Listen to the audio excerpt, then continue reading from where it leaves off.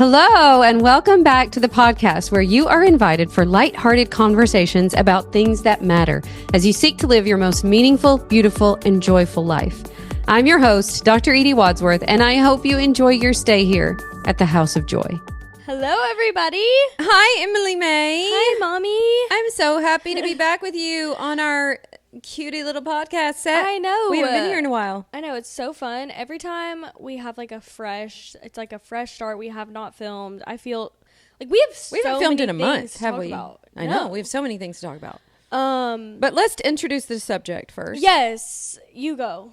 Okay. Today we're going to talk about regulating your nervous system, which in my estimation means regulating your emotions. But we've got some really fun stuff to share with you regarding that. And I think it's specifically really important. I think it's important at any age, but I do think women in midlife are struggling more with this because on top of that, they've got all these hormonal changes. They're not sleeping well. And it's really, really easy to get dysregulated in your emotional life, your nervous system when those things are happening. Yeah, So, and I'm I excited. would say, like, you are the top contender of someone who should be able to talk about this. Me and Katie say all the time when we're here, we just joke, but it's actually true that you have the most regulated nervous system of any person that we've ever met. As evidenced by the ability that I can wear 10 necklaces that have a Like, chokehold on me. nothing tears you down, nothing like... Basically, the smallest thing could set me off at any time. At any given moment, like the smallest itch, the smallest noise could set me off. And you're not like that. I'm not But like I that. do think it is all the work that you're doing inward. Just I think it is all that inner work. Okay, so let's catch up a little bit. Yeah, we have a lot of catching up to do. And actually, we were talking before we actually hit go on the camera about, like, our nervous systems, and I wanted to save this story, like I was going to tell you about it, but we were talking to Katie, and we were talking about how we keep our screens like really dim. Yes. Like, I don't know if this is a generational Is this a generational thing, you guys? Because every time I get a phone or a computer from a young person, I'm like, I can't see the screen. And I it's have funny to turn it up to full brightness. Because me and Ellie have made fun of Mom, like, secretly. I don't even know if we ever actually told you about how funny we think it is that Okay. your screen is always like Full literally bright. full bright, no matter if we're in a dark car. You know, like, there's some places where it's also like, I don't want someone else to be like seeing what I'm doing, and hers is always like I have full nothing to screen. hide, girls. Mine is full Another brightness. thing that she does too is, like, even if we're in a crowd of people, instead of just like, she has the time to text, and she will always be using her voice to text every single time.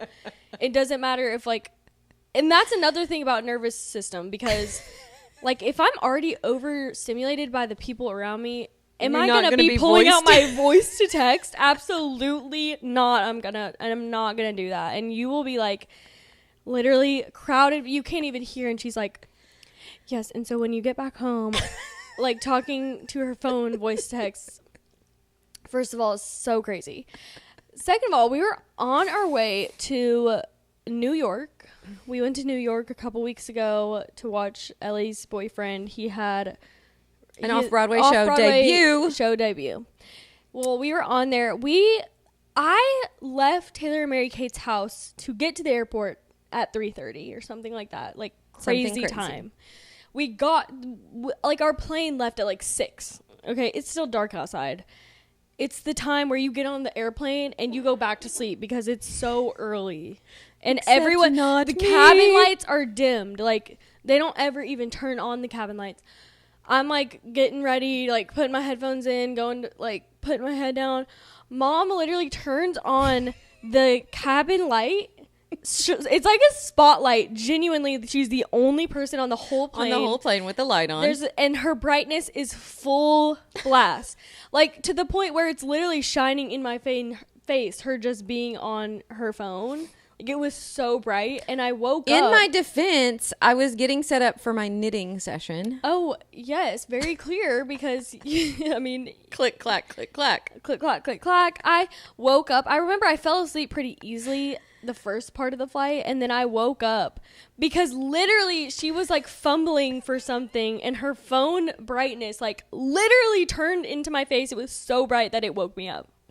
It was so blinding that it woke me up. Yeah, just no regard. I mean, Just no regard which I for really people at 6 a.m. Everyone's like dead asleep, and she's like, And I'm knitting. spotlight knitting. Yeah, Spotlight knitting. yeah. You can take take knitting needles on a needles. I mean, I know you were trying to get your sweater done, so I do understand. It was just insane to me that even with the spotlight on, the brightness of your phone is the thing that woke me up. So there you go. How Emmy's nervous system gets dysregulated by her mother. I am probably on the other like we are on two of the most opposite ends. Like nothing really bothers you like that, and basically like everything in that regard bothers me. you. Yeah. So this is something that I definitely need to work on, because you cannot affect every Yeah, you can't control you for can't every. control how you feel in every circumstance. circumstance, or if there's a lot And of I people think around. that is kind of like the main message for today, is that you can't control all of those outward things. So practicing the skills and the things that help you control your inward experience Yes. to regulate your own nervous system. So it doesn't matter where you are. So it doesn't you matter can so always regulate much. yourself. Yeah, and I think that's worth working on for all of us. And that really is internal work. I think it starts with just believing that you can. Like, oh, there can be all of these things outwardly that aren't going my way, or that, feel like they're frustrating me or dysregulating me or whatever. And that gives me the opportunity to say, but what can I create for myself internally Yeah. in this situation that helps me enjoy whatever this experience is, or helps it be bearable, maybe, when otherwise it might not be. I think, honestly, my ability to do that comes from not the healthiest place, because I do feel like that I had to create a lot of inward safety for myself when I was younger. Yeah. And that really helped. Like, I just got really practiced at it. And then when I learned, coaching tools, creating mental resilience and emotional resilience, I mean, it like took it to the next level. Like, Yeah. I think so- for me, in terms of like my actual inward nervous system, I think like a lot of times I've learned about myself that I really like to feel in control. Yeah. And I almost have this like mindset that when things are not, I did not calculate them, or it's not in my control, like I start overthinking other people's like actions. Yes, because you're like, what here can I control? And so then it makes my inward, like I get really, really like overthinking, like anxious feeling. And I think some people do. You always have been a little bit that way. I kind of blame myself, honestly, because when I was pregnant with you, I was in my last year of residency, and Dad and I were about to move to Morristown. Everything was changing. I was under a lot of stress. I do think that affects, kind of the imprint that you have on your kids. So in a way, I feel like, oh, I could have seen that coming, and then you were Yeah. born early, Yep. and you struggled a lot with that from very, very young. Interesting. Yeah. And so, but all of us to some degree or another can learn to create regulation and emotional safety, and like can help ourselves when we start to get dysregulated. And I also want to say that especially in midlife, I mean, we talked about this a little bit at the first, but especially in midlife, when you're having all these hormonal changes, or any time in your life when you're having a lot of shifts, a lot of hormonal changes, you can just notice that you're so quick to get frustrated, that you're so quick to feel anxious, that you're so quick to feel overwhelmed. And that sort of like fight or flight response that it can trigger in a lot of us, for some people it's different. It's a freeze response. Yeah. So I notice sometimes for me it's more of that. It's more of like a freeze, or more of a you can even have a fawn response, where it's like you're trying to do everything you can to please and to make the situation right externally, Yeah. instead of realizing like, okay, the most important thing that I can do is regulate myself internally, which is really at its core emotional regulation. Yes. And your ability to, I really do believe this, and we have a whole series on emotions. If this is maybe your first few episodes or first episode you've listened to the podcast, make sure you check out my whole series on emotions and kind of the science behind emotions and how important they are for us. But I really do believe that this is the key to everything we want in our lives, is learning to increase our emotional capacity, create internally for ourselves what we want to experience, no matter what's going on externally. And would you say, because I feel like, especially at your age, from what I've seen from people in your program and just like online, even people my age, that a lot of people are kind of living in this dysregulated state, Yes, and don't even know that they are, yes, like, not aware of the fact that their body is kind of always in that mode of like fight or flight, or the other two, I forget. Anxious, freeze. Anxious. It's like your body kind of is always operating from that. Yeah. But you've gone so long in that state that like, you don't even recognize that there's a difference. And I think another thing that's important to say, because this has happened to me, where even though I have a high capacity, what happens for me is a couple of different times what has happened is that that sort of stress response that I became addicted to, so had been going on for so long that it can just lead to fatigue. So that it just leads to, you don't feel like doing anything ever, you know? And so that happened to me probably about 12 years ago. And that was before I had any of the coaching tools or knew kind of how to help myself be emotionally stronger and resilient and regulated. Well, and it makes sense too, because even if you think of like a car or something, and you think of something running for so long, at some point it runs out. It's going to run out, it's going to break down, or it's going to explode, or something is going to happen where you feel like, oh, something has been going on that I was not aware of. Yes. And I think that is like the first sort of step to creating, you know, this sort of emotional resilience regulation for yourself is awareness. Yep. Where you're like, oh, I notice when I haven't slept well, I've been traveling a lot, I haven't been on my routine of eating what I normally eat, I have had this internal stress that I'm suppressing and not acknowledging. Like, it literally takes you being willing to become aware of what your patterns are. And for me, it's easy to notice because I normally am so regulated that when I start to get a little bit of a short temper or I start to get frustrated easily, I just immediately go, oh gosh, let me step back, because that is not how I normally feel.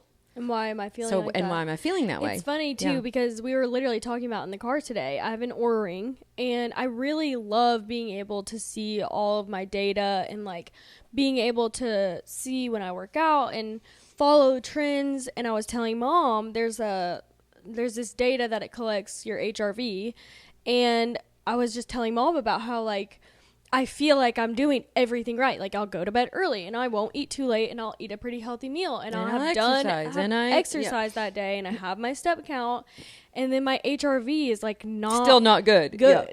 And she's like, well, it's not just your physical like things that you do every day or like your nutrition. That's not just it. And it's like, you know that. Yeah, because you were saying like, oh, it was higher kind of back in September, October, and it's been lower the last few weeks. And I said, well, if you had to take a guess as to why, what would you say?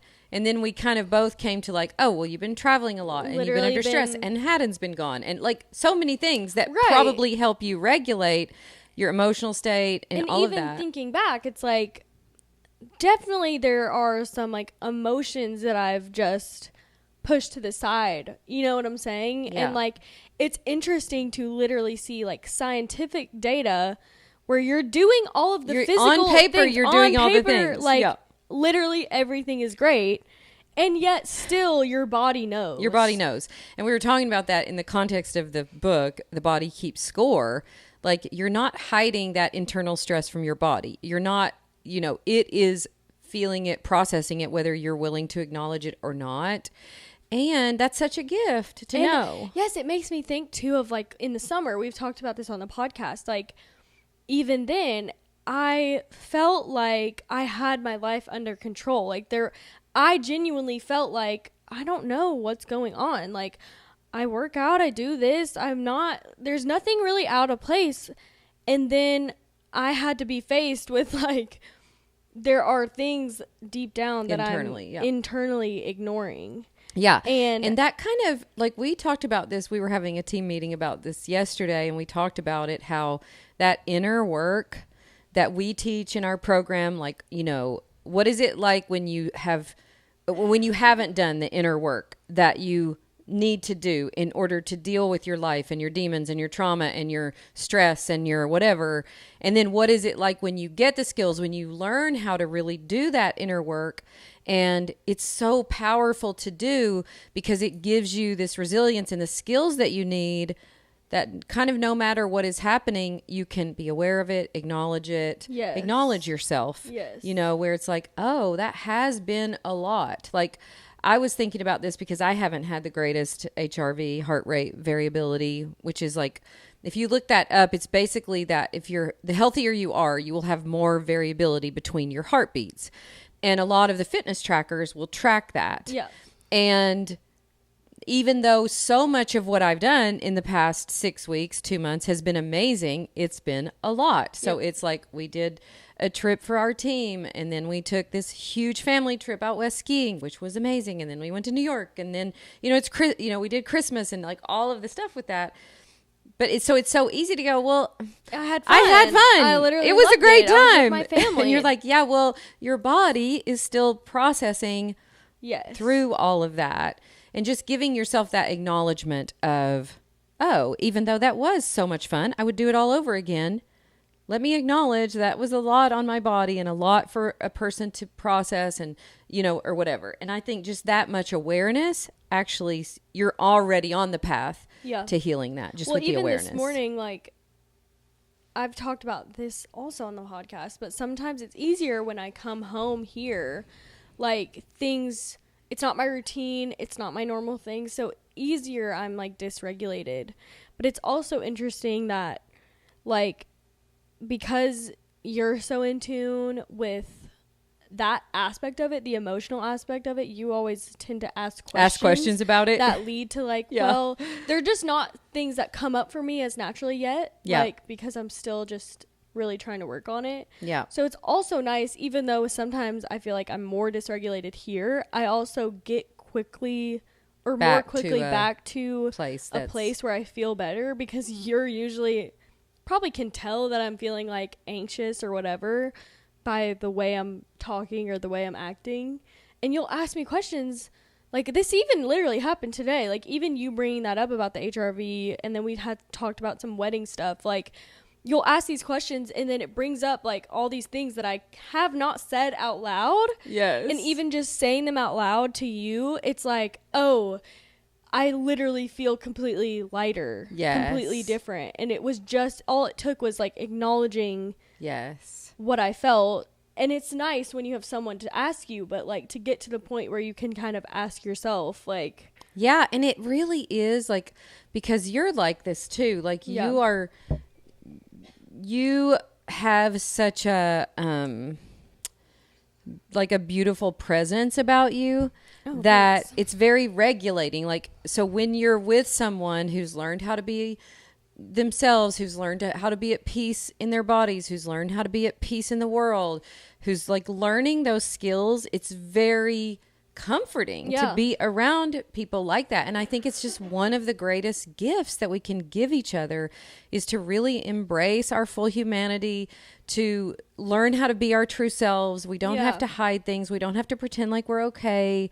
And that presence is such a gift that we give ourselves, but it's also such a gift to give other people. I was reading about how, like, because I've spent a lot of time with the grandbabies, and a lot of time with Tom, and it's really easy for younger kids to get dysregulated easily, and whatever it is that throws them off or gets them upset or throws them into a tantrum. And our job as parents is to stay regulated when they're dysregulated, and our ability to do that teaches them how to regulate. Yes. Like, oh, this isn't the end of the world. It's okay to feel frustrated. It's okay to be angry. It's okay to whatever. And we have some boundaries there, you know, like, oh, it's not okay to hit your brother in the head when you're angry. But yes, let's get this out. Like, you teach them how to be regulated by you being regulated. Yes. And again, this is not a skill that you just get by getting older, because we can No. look at plenty of people, just visit Facebook, plenty of people that live in a total state of dysregulation Yes. and frustration Negativity, and yeah. negativity and overwhelm. And so it doesn't come just because you get older, but it's something that is so worth doing. And it's something that nobody can do for you.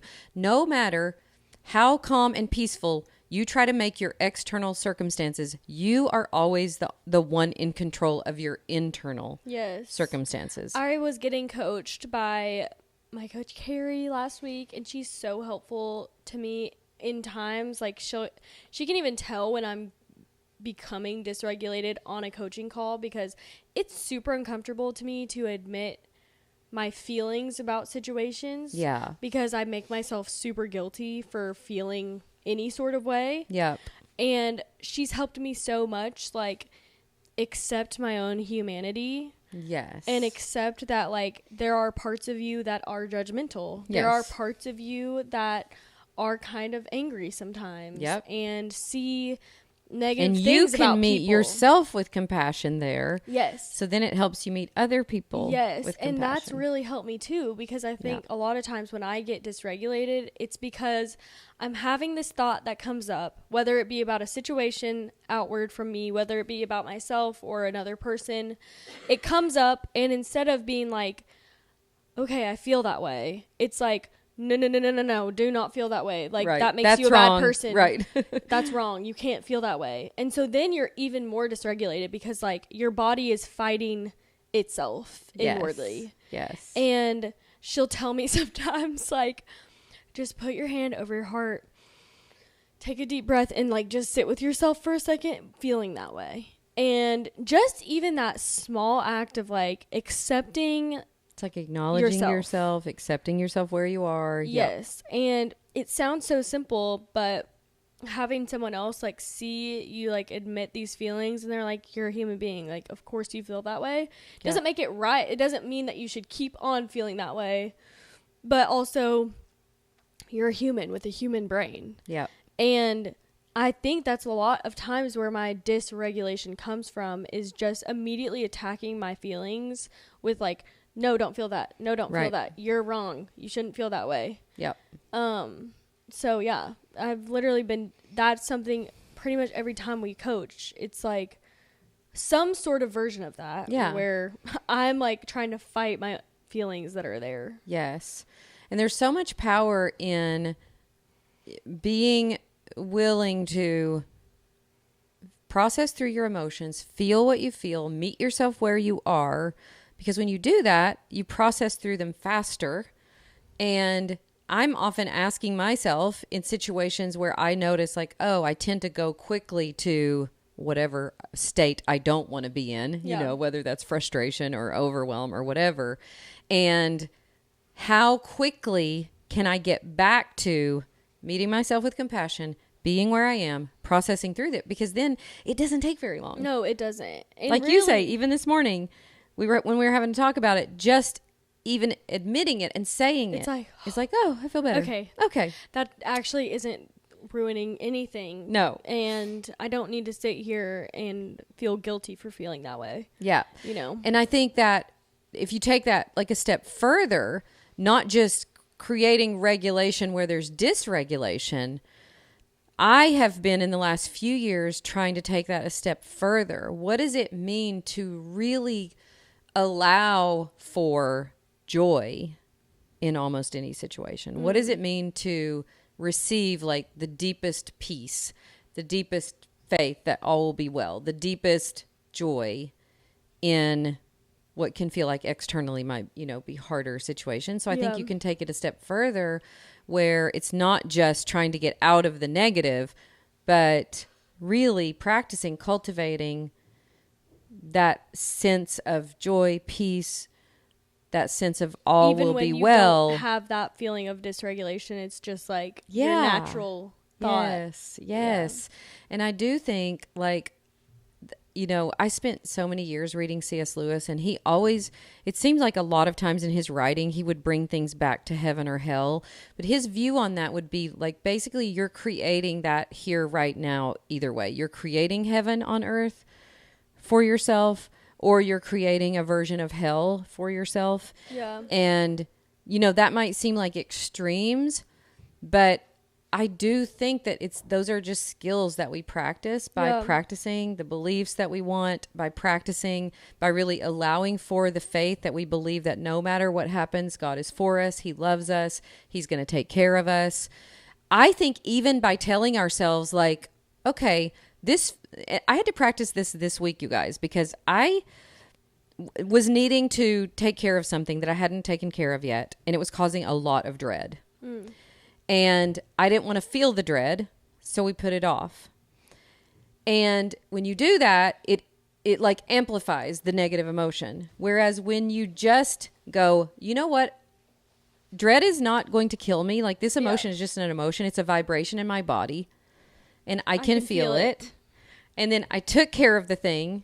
And it's so crazy to me how I've proven this to myself 100 times over, that when I just tackled the thing, I'm like, oh, okay, wow.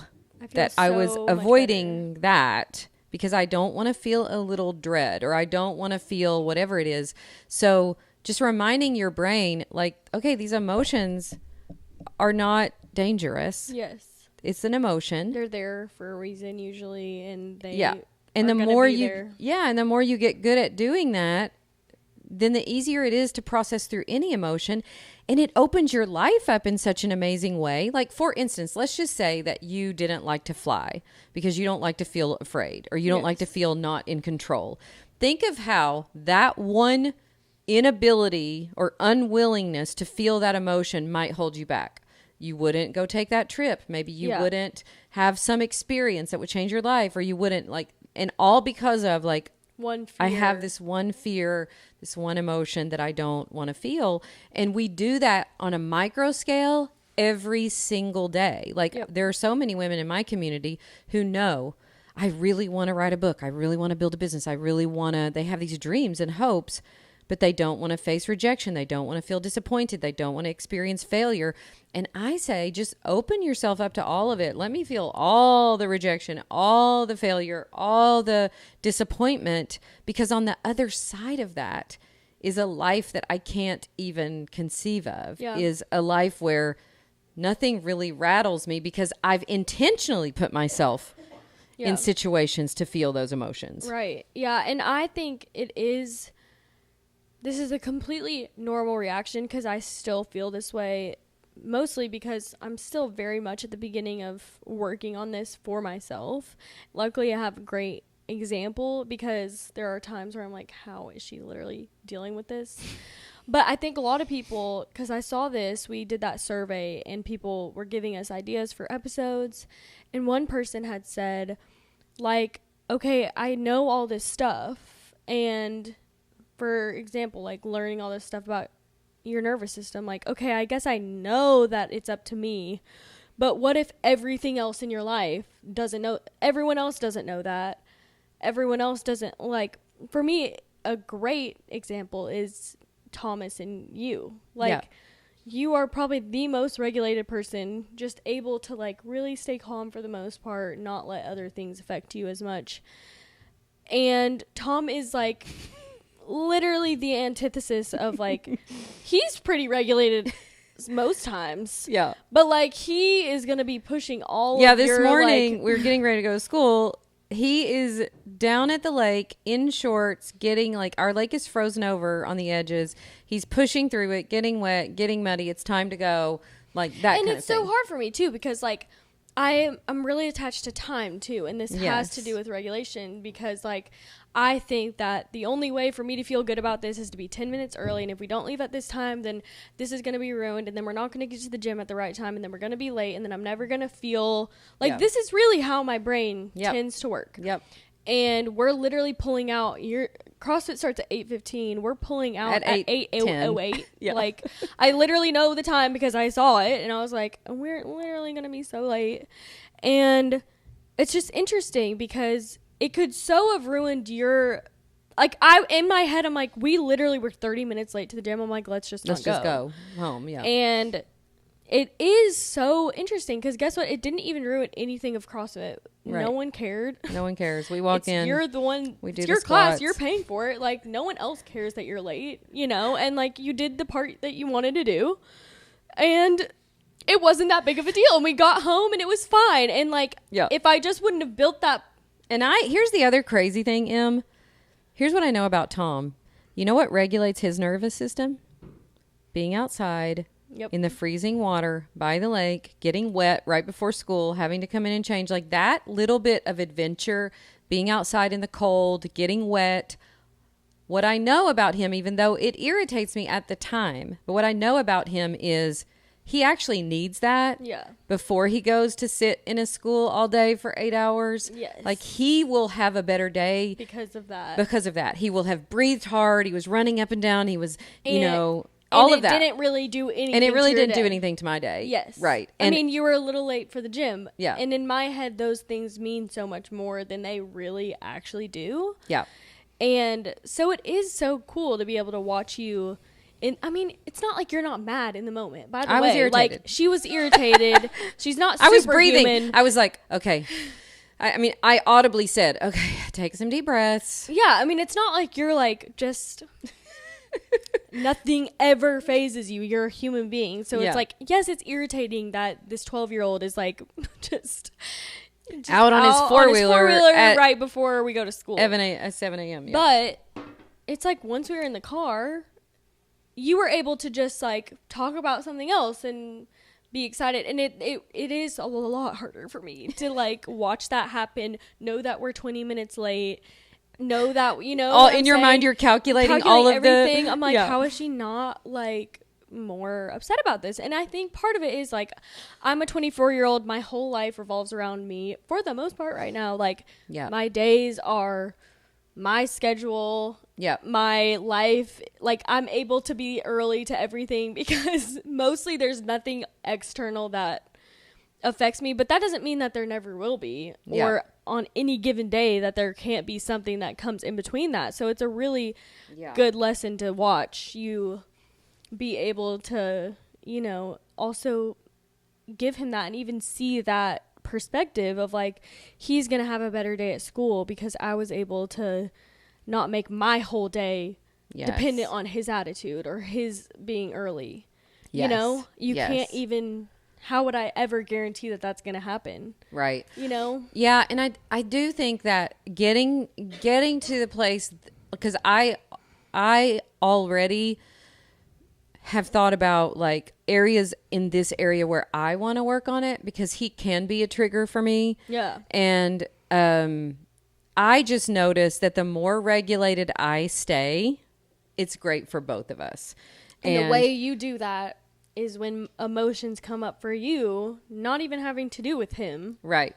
Come up, you allow it, acknowledge it, process through it. Mm-hmm. Yeah. So I do think it's good. We'll talk about some practical ways to do this because I think up till now it's, like this is a very interesting topic to me. But I do think there's some practical things. So let's kind of shift gears a little bit to give some help to people who are like, this all sounds great, but you don't know what my situation is like. A lot of people are in the middle of like, they probably have 4 little kids. Like, I can't even imagine sometimes. I'm like, I feel overstimulated right now. Just imagine there's like 3 children all up on you. Yeah. People are in situations where they truly cannot control. Yeah, where there's anything a lot going on for the most part around them. Yeah, and so. I mean, would kind of start with the physical. So what are some physical things that you can do to do this? And I think like one of the most powerful things is that it's kind of like Tom. I think subconsciously he knows what he needs to be regulated and he needs to be outside. All of us do. We need outside. We need sunshine. We need fresh air. We need like not when it's 20 degrees outside as it is right now, but like being in touch with nature as much as we can. And I find with him that when, especially like this, actually, sometimes when it's like this, which is how it's been lately, he's actually out more because he loves the cold. Yeah. He likes to cold plunge. He just will jump in our lake. And he will be on the jet ski. He wanted to go on the jet ski. He went to Tanner's the other day, and Stevie and I had this talk about it. He's like, this is so dumb. He's out there and it's freezing cold. I'm like, I know, but think about for him, he can stay out there for an hour, and when he comes back in, he is so good to go. He has loved being in the cold. He loves the adventure of it. Yep. He ended up, like, when he was hauling the jet ski out of the water, he got wet from his waist down, so he came in, he was freezing, he was laying by the fire. All of that, super regulating for him. And so we have to figure out, like, where are we missing that? Where are we not getting enough movement? Where are we not getting enough, like, even cold exposure is really, really good for you. Like, where are we not getting that?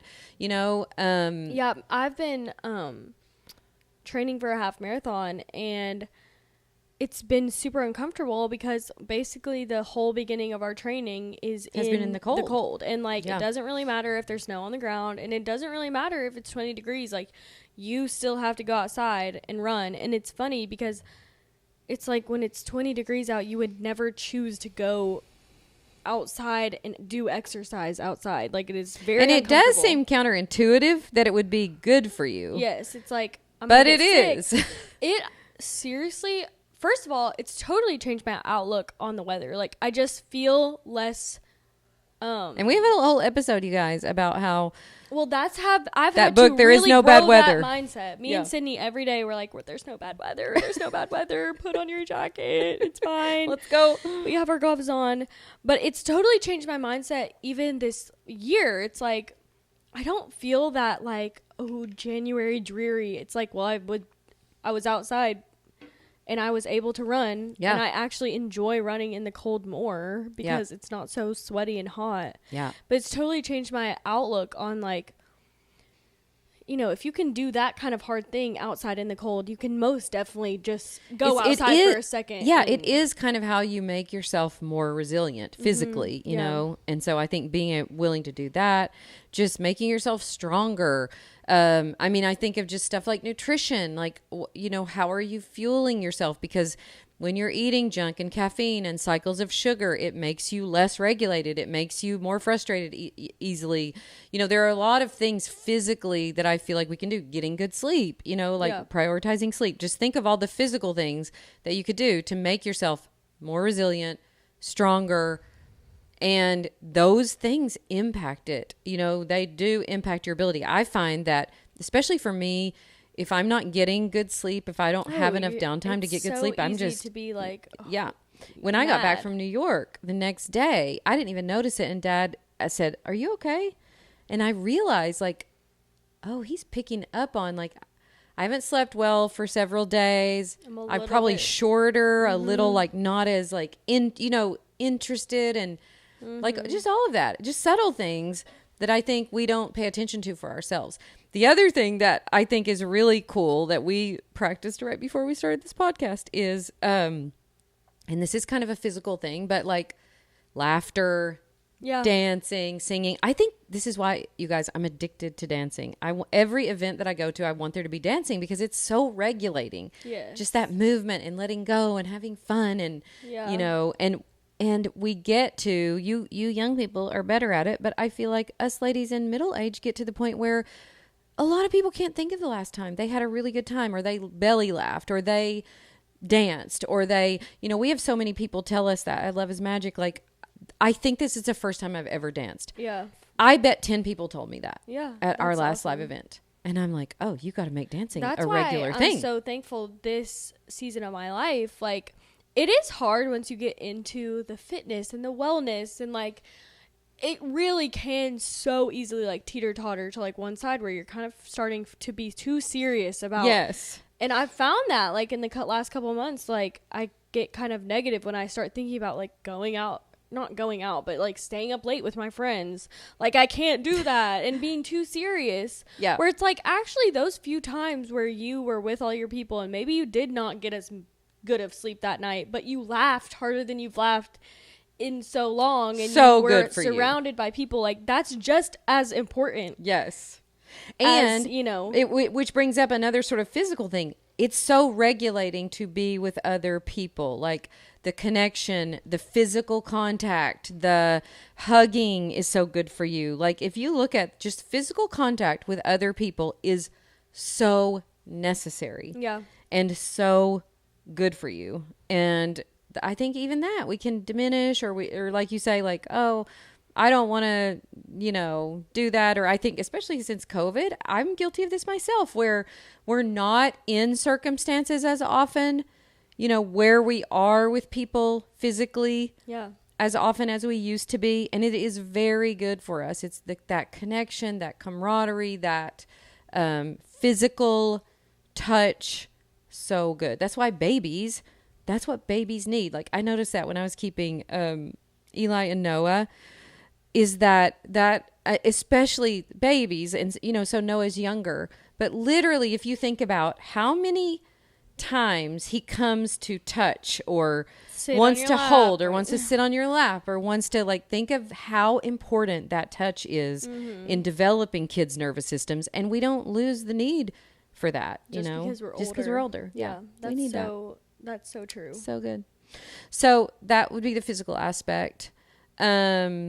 I don't know if you can think of anything else in that realm, but the other thing that I kind of tangential to that would be like nutrition and supplements. Like I have found that I have had to be careful in the last 5 or 10 years to make sure that I'm getting enough of certain supplements that really help with this, that help with stress, that help with this regulation. And I think of B vitamins, which are so critical for this, and magnesium. And I have become literally obsessive about getting enough B vitamins, getting enough magnesium, because it's really important to help us regulate our stress reactions and our nervous systems. We were talking about this because several people in our family have a version of MTHFR, so you can look that up. I love how Dr. Ben Lynch talks about it, and he's kind of an expert on it. And it's basically that you don't, especially with the B vitamins, that you don't process them the way other people do. And so even if you're taking B vitamins, if you're not taking the right ones, you're not really absorbing them. So about a year ago, I started with his B vitamins. His company is called Seeking Health. And so I take the methyl version of those vitamins, and it has made a huge difference. I got you on it and Taylor on it. Taylor takes them. They actually help so much, and it is interesting because I assume it's passed down. I've never actually been tested to if I had it, but you can kind of tell, like, some of our friends have taken them and been like, I don't notice anything. I didn't notice something super crazy, but I like physically notice like a change in my energy when I take them versus when I don't. So that's something I keep on me. I take 2 of those pretty much every time I remember. I mean, I've not been as on my supplement game. I need to get a little bit more. And we will talk about, we do have a supplement, like an episode coming up on wellness, so we'll talk more about it. But I also love his line of supplements, and I take mostly Young Living supplements, but there's a few of his that I absolutely love. And I love that some of his are chewables. And so when you're taking a lot of supplements and you're swallowing pills, all the time, I love the variation. And they taste good. And they taste good, yeah. So his methylated B vitamins I love. Also, Young Living's Super Magnesium I'm obsessed with. I was handing you girls out your evening supplements last night, and I made you both take one. I love it, and it's very much helps regulate that stress reaction, cortisol, your nervous system, all of that. So those have been really helpful to me too.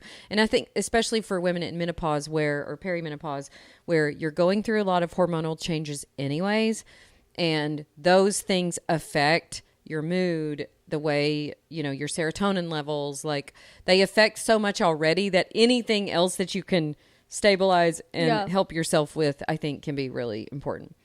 And we kind of talked about this, but if you think of like, sort of the mental, emotional side of things, I think just learning how to really take responsibility for yourself. And this took me a long time to do it because for good reason, I could blame things around me or in my past or whatever Yeah. for being dysregulated, for being whatever. But, you know, we all get to this point where it's like, okay, yes, this is what this is what I'm left with. Maybe I have a tendency to be overwhelmed or a tendency to be anxious, or I stay in fight or flight, or this has been my survival mode. But now what? Do I want to stay like that even though I think it's other people's fault? Like, Right. is that where I want to be every day? Right. Probably no. Right. Probably the answer is no.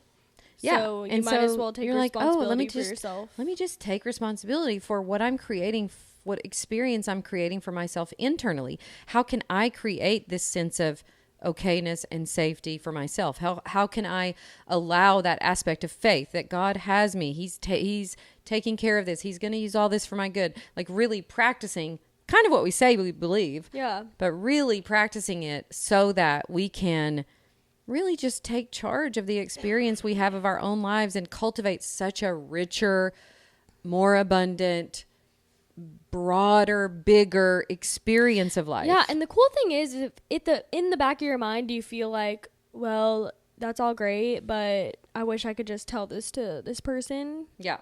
The cool thing about it is, like, people notice when you start to become, like, able to do this on your own. People notice a change. They're like, wait, she seems so, like she has it going on for herself. It doesn't matter. Like, I think of you, like, it's so clear that you really do practice what you say, and things outwardly, for the most part, really don't affect you all that much because you create the joy for yourself. And it's like, if you think someone else needs to do it, the best thing you can do for Is them you do is it. you do it, and then they will be And like, you kind what's of- going on? Yes. And that is so powerful because not only are now you cultivating the skill for that, but it is such a gift to give other people. I can remember meeting someone when I was younger who I felt like, how do they do that? Like, how are they so magnetic? What is it about them that I love being around? Well, it's What is safe, it? and It feels they don't safe, need and it anything from feels- me, and I don't affect their personality and who they are. Like, they just are who they are no matter what. Yes. And becoming that for yourself and for other people, again, is such an amazing gift to give yourself and the people around you. And it's worth working for. And it's work. For most of us, it hasn't come natural. For most of us, that's not what we have seen modeled. You know, for most of us, we've been in situations and around people that were chaotic and angry and frustrated, and you know, situations where there was trauma or whatever. And I just think that all of that, we could let all of that do its work in us instead of like kind of trying to hold on to it and store it and, you know, just let it, just kind of like loosen the grip on it. Let it do its work in you. Let it make you softer. Let it make you more tender. Let it make you more understanding. Let it make you more compassionate, you know, like all of that. And it's kind of, for me, what it has felt like is more of a loosening and allowing than a You doing. don't have to grip everything so hard Yeah. because you are in control of yourself. Yeah. And I've noticed like sometimes when I'm getting really frustrated, I kind of ask myself like, oh, what does this feel like inside? It feels like contraction, like heavy contraction and not making space for life to be what life often is and all of this. And the other side of that feels to me like a loosening, a letting go of how you thought things were going to be, a letting go of what time we necessarily have to get to the gym this morning. Right. And not to say that like, you know, you want to put things in place that help you create externally what you want to create. Well, yeah, it's not it's- like I love being 20 minutes late. of course not. But it's also like, are you going to make today terrible all day? all day that's now affected you. Yeah, it's Yeah. like the at the end of the day, like, you couldn't really help that you were late.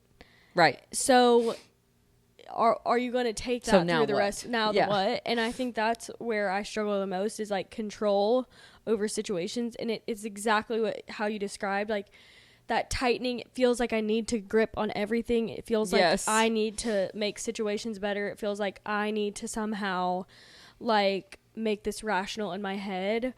And it's like, yeah, letting go of that tight grip on what? Like, even if you feel like you have a tight grip on someone else, you don't. No. You don't have control over the situation. And often the more you're trying to like death grip on something and control it and make that person be the way you want, the less they do it, because nobody Exactly. likes to have a death grip on them. No, and you can feel it even if it's not physical, you can still feel it. You can feel it. Yeah. Yeah. So I just think it's just so fun to practice this. Sometimes it doesn't feel fun in the moment, but I'm often telling myself like, oh, good. So this is something I get to practice again today. Yeah. And you just commit to practicing it over and over. And trust me, life's going to give you lots of practice.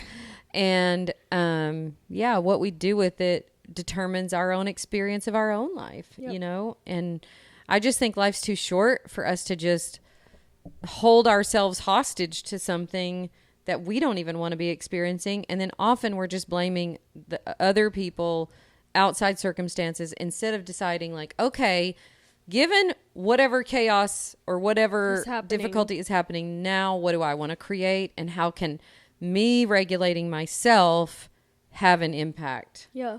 on this situation? So It's anyways, amazing. that was a fun chat. Such a fun Em, chat. Anything else that you... No, I think it's like, I love when these episodes align with what I'm currently practicing, and I feel like this is a huge one. And yeah, it's always good refreshment to be like, no, it's not on me to control the things around me. Yeah. And I can get to a place where I feel peace and joy inside for the most part, no matter what's happening. Yes. You know, around. And I can forgive myself when I don't do that. Yes, and that's a big part for me too. Like, I can be at peace with that too. Like, yes, oh, if sometimes fall I off just and lose it. Sometimes I do lose it. Like, Right. having grace. There's a lot of grace and- for that. Of course you did. This is something I'm practicing. This is a work in progress, you know.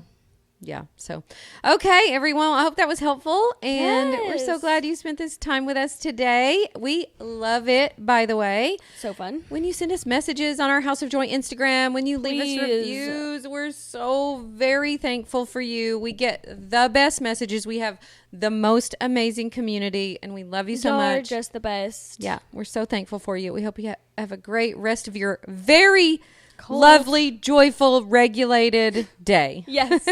Love y'all. Bye. Bye.